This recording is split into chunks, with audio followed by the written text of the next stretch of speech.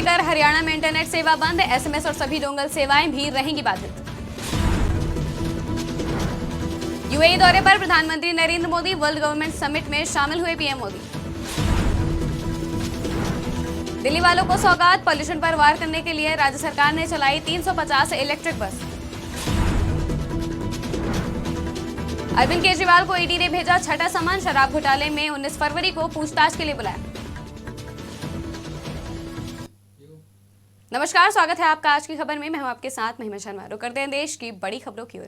UAE दौरे पर गए प्रधानमंत्री नरेंद्र मोदी ने बुधवार को यूएई में वर्ल्ड गवर्नमेंट समिट को संबोधित किया।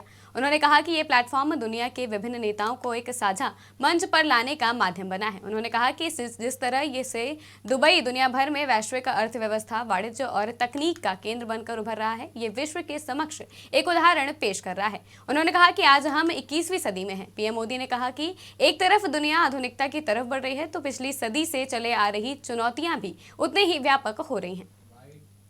आज हम 21वीं सदी में हैं। एक तरफ दुनिया आधुनिकता की तरफ बढ़ रही है, तो पिछली सदी से चले आ रहे चैलेंजेस भी उतने ही व्यापक हो रहे हैं। फूड सिक्योरिटी हो, हेल्थ सिक्योरिटी हो, वाटर सिक्योरिटी हो, एनर्जी सिक्योरिटी हो, एजुकेशन हो, समाज को इंक्लूसिव बनाना हो। हर सरकार अपने नागरिकों के प्रति अनेक दायित्वों से बंधी हुई है। टेक्नोलॉजी हर प्रकार से, चाहे वो नेगेटिव हो या पॉजिटिव, एक की डिसरप्टर साबित हो रही है।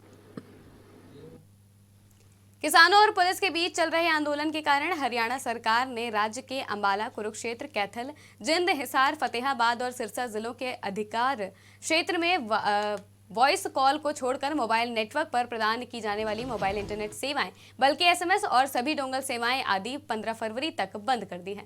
हरियाणा के गृह मंत्रालय की ओर से जारी नोटिस में इस बात की जानकारी दी गई है। जनता की सुरक्षा को ध्यान में रखते हुए राज्य सरकार ने कहा है कि अफवाह फैलने से रोकने के लिए ये कदम उठाए गए हैं। आंदोलनकारियों ने दावा किया है कि सुरक्षा कर्मियों ने बुधवार सुबह अंबाला के पास शंभू सीमा पर किसानों पर कुछ आंसू गैस के गोले दागे, क्योंकि किसान अपना दिल्ली चलो विरोध फिर से शुरू करने के लिए वहां एकत्र हुए थे।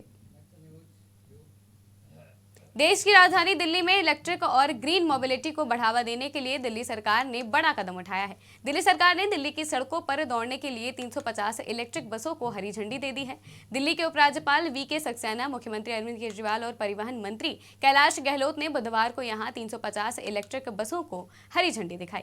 इन नई बसों का परिचालन शुरू होने के साथ ही दिल्ली परिवहन निगम में इलेक्ट्रिक बसों की संख्या बढ़ाकर 1650 हो गई है। मुख्यमंत्री अरविंद केजरीवाल और उपराज्यपाल विनय कुमार सक्सेना ने आज राष्ट्रीय राजधानी के लिए 350 ई बसों को हरी झंडी दिखाकर रवाना किया। मुख्यमंत्री अरविंद केजरीवाल ने कहा कि आज 350 बसों को हरी झंडी दिखाई गई है। अब दिल्ली में 1650 इलेक्ट्रिक बसें चल रही हैं। दिल्ली अब देश में सबसे ज्यादा इलेक्ट्रिक बसों वाला शहर बन गया है। बसें शुरू की गई है, दिल्ली में सड़क पर उतारी गई हैं लोगों की सुविधा के लिए। इसके साथ दिल्ली में अब 1650 बसेस हो गई हैं, इलेक्ट्रिक बसेस।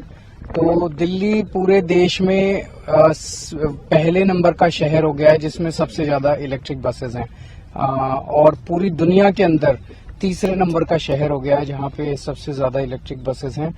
तो जैसा अभी एलजी साहब ने बताया कि इससे पोल्यूशन को कंट्रोल करने में डेफिनेटली मदद मिलेगी।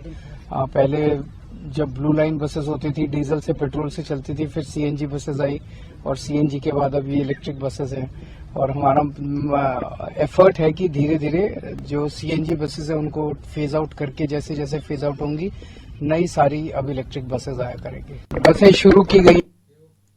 दिल्ली के सीएम अरविंद केजरीवाल को ईडी ने शराब घोटाला मामले में पूछताछ को लेकर छठा समन भेजा है। उन्हें 19 फरवरी को पेश होने के लिए कहा गया है।